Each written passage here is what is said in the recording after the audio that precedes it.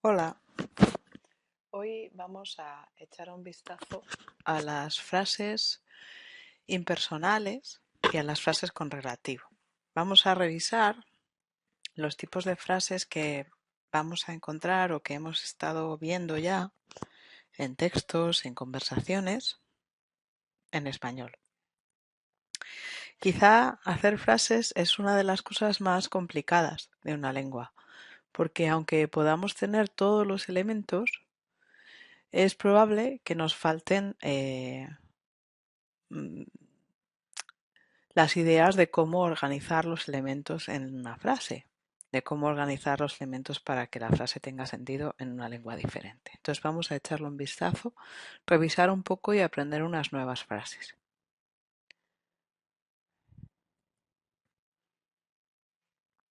Hasta ahora hemos visto frases afirmativas, normales, negativas, que tenían quizá algunos problemas en español porque pueden tener la doble negación, como vimos cuando llego a mi casa y no hay nadie. Vimos esto en primero.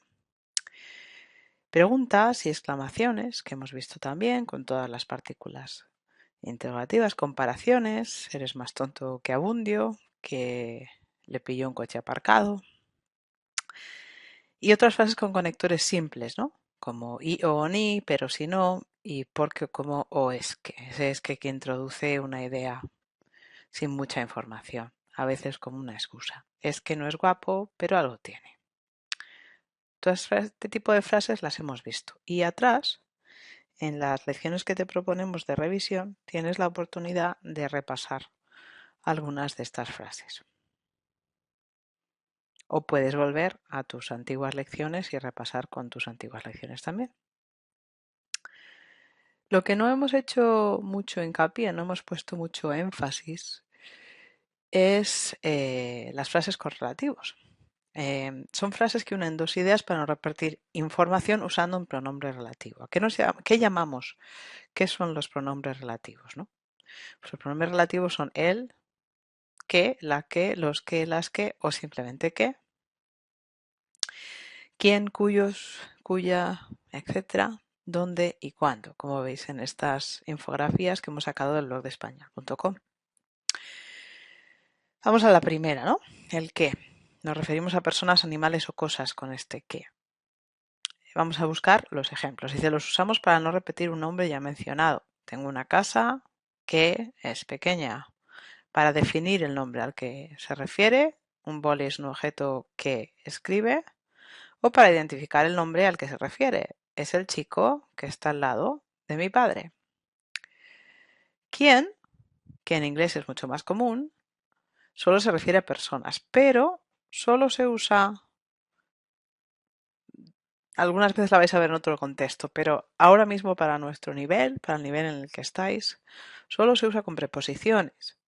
La profesora con quién tienes que hablar es ella, o podemos también decir la profesora con la que, y ese la concuerda con profesora, como ves por el código de colores, con la que tienes que hablar es ella, ¿vale? Cuyo o cuya sería equivalente al whose en inglés y no se usa demasiado. Es un poco como de registro un poco más formal. Tengo una estudiante cuyo marido es piloto. También podríamos haber dicho que tiene un marido piloto. ¿Dónde? Para referirnos a lugares. Y podemos decir dónde como un lugar estático, a dónde con un verbo de movimiento como el verbo vamos que tienes ahí, ir. O podemos también decir a la que o en la que, es decir, que también se puede sustituir por estos pronombres que tienes aquí, el, la, los, las, que. Esta es la playa donde vamos siempre o esta es la playa a la que vamos siempre. Esta es la playa donde celebramos la boda, en la que celebramos la boda. ¿Y cuándo? Nos da una expresión de tiempo. Aquel día cuando nevó, también podríamos haber dicho aquel día que nevó, nos divertimos muchísimo. Es decir, que hay muchas posibilidades para jugar con todos estos pronombres relativos. Perdón, volvemos para atrás.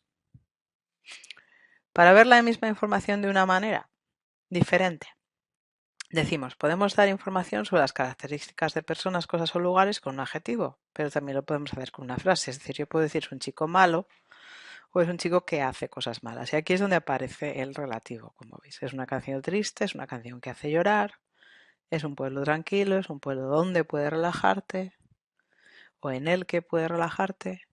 Es un perro obediente, es un perro que lo llamas y viene. Hazlo de la manera correcta, hazlo de la manera que dicen las instrucciones o hazlo como dicen las instrucciones. La palabra como también se puede utilizar como un relativo cuando hablamos de la manera en que se hace algo.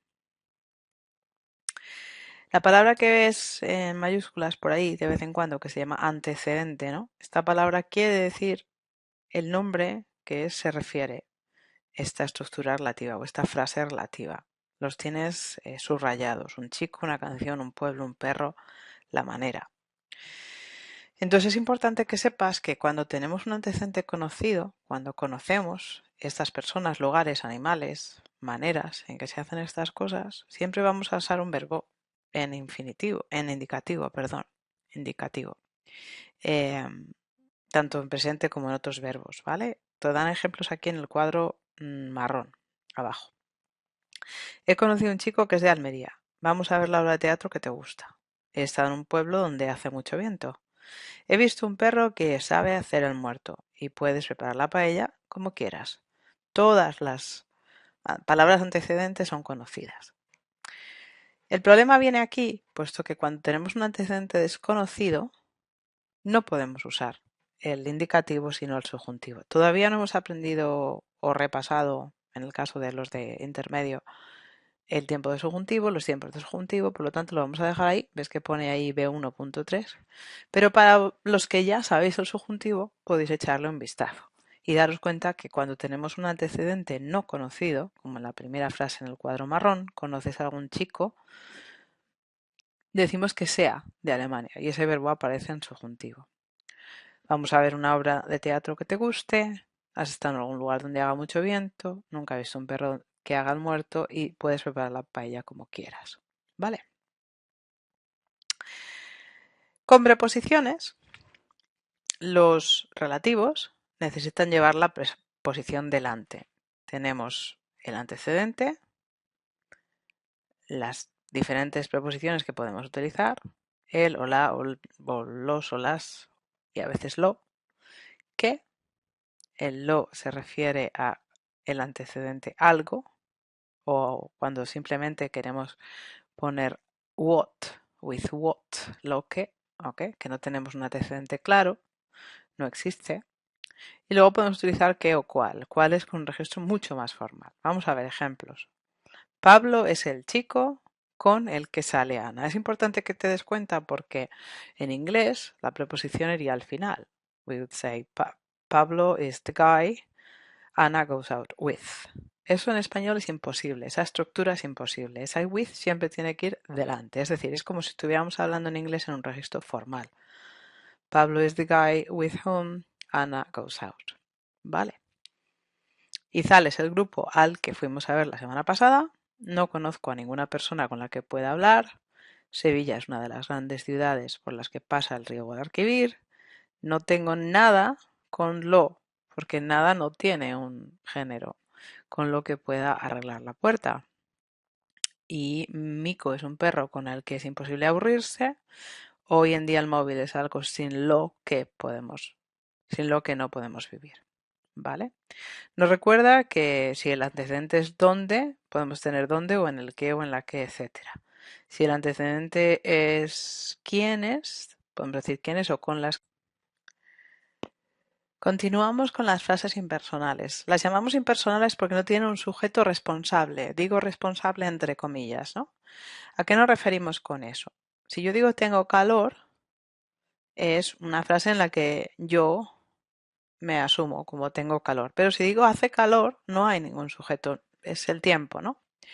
Es decir, que muchas veces, como vais a ver, los tiempos verbales que hablan, o los verbos que hablan de cosas meteorológicas, del tiempo climático, son impersonales. Llueve poco en el Sáhara. Tercera persona del singular porque no es nadie el que llueve, ¿no? Es el tiempo, el clima. A veces hay impersonales gramaticales, ¿no? Como el verbo hay o el verbo hace de hace calor, otra vez un tiempo eh, meteorológico, un verbo meteorológico. Pero las que más nos interesan aquí quizá ahora son las personales con la palabra se, no se atiende al profesor, we're not listening to the teacher is not being listened to. Tercera persona del plural, llaman a la puerta, they're knocking at the door. Primera persona del plural, consideramos que A es igual que B, we consider, es un poco un plural majestático, de realeza. Y la última es segunda persona del singular, el tú, o incluso el usted, si es necesario. ¿Te sientes bien en este instituto? ¿Se siente uno bien en este instituto con el uno o simplemente con el usted? Vamos a verlas detalladamente. Verbos de fenómenos naturales. El verbo amanecer, sunrise, ¿ok? Amanece muy tarde en invierno. Ha llovido poco en Jaén este año. Esto es bastante claro, supongo. Impersonales de se. La palabra se introduce un verbo normalmente en tercera persona de singular o en plural, ¿vale? Y diríamos, se auxilió a los heridos. The injured were being helped. Se está a gusto en este instituto. Everybody's happy in this secondary school. ¿Ok? Más ejemplos. Por esta carretera se corre mucho. Everybody speeds in this road. En el instituto ya no se fuma. It's forbidden or we cannot smoke in the high school anymore. Se encontró al culpable del robo. Was the thief found? En la cárcel se echa de menos a la novia. In prison you miss your girlfriend. Veis que en inglés he utilizado muchas fórmulas para hacer estas frases. En español os he dado todos ejemplos de se. En la tercera persona del plural, por ejemplo, tenéis esta famosa fórmula. Llaman a la puerta. Someone is knocking at the door. They're knocking at the door. ¿Quién? No sabemos. Simplemente utilizamos la tercera persona del plural. Con nosotros llamamos present perfect al equivalente del pretérito perfecto en español para dar clase, ¿no? En lenguaje académico, didáctico y científico también. Si mezclamos ácido tartárico con bicarbonato sódico de azúcar, obtenemos, etcétera. No tiene un sujeto concreto, ¿de acuerdo? Y por último, tú o usted. Es que chica, cuando tienes un capricho te cuesta tanto contenerte y tal. Hay días en que pintas 7 horas y solo logras destrozarlo todo, ¿no? Ese tú o ese usted, que realmente no es un tú, un usted, sino un sujeto general. Por lo tanto, como veis aquí, resumiendo, el se impersonal, ejemplo, se puede decir que el hombre es nuestro mayor enemigo. We can say that man is our worst enemy. Realmente aquí el sujeto desaparece. Se cree que la naturaleza se regenera sola, pero no es cierto. It is our belief that nature regenerates on its own, but it's not true. Se forma usando un se y un verbo en tercera persona del singular, a veces en plural, ¿vale? Se sale de la ciudad para respirar el aire puro. Se respira mal aquí. Se busca personas que quieran ayudarnos. Se comenta que los causantes de este problema son los humanos. Os digo que se puede formar en plural porque estoy refiriéndome a la pasiva, a la voz pasiva que vamos a ver mucho más tarde. Las impersonales irían siempre en singular, pero otra forma de hacer impersonalidad es utilizar la pasiva que vamos a ver en otra lección más adelante. Me parece que es la lección 17. Otras formas generalizadoras. A veces usamos, como hemos dicho, un sujeto generalizador. El hombre no cuida, nadie cuida, no cuidamos, no cuidan. Tercera persona del plural, contaminan. Uno no sabe nunca. Tú, el herido o no. En este río, si no estás alerta, no duras ni 2 días. Y generalizadores del tipo alguien, algunos, todo el mundo. En esta zona, todo el mundo trata de sobrevivir, pero nadie nos ayuda. ¿De acuerdo? Revisión. ¿Cómo revisamos? Pues esto ya es un poco más complicado, porque no hay muchas unidades específicas sobre estas cosas. Os voy a referir a varios sitios. En el Gramática de Uso de Español, libro rojo A1, B2, tenéis las unidades de relativos en la unidad 28 y 29.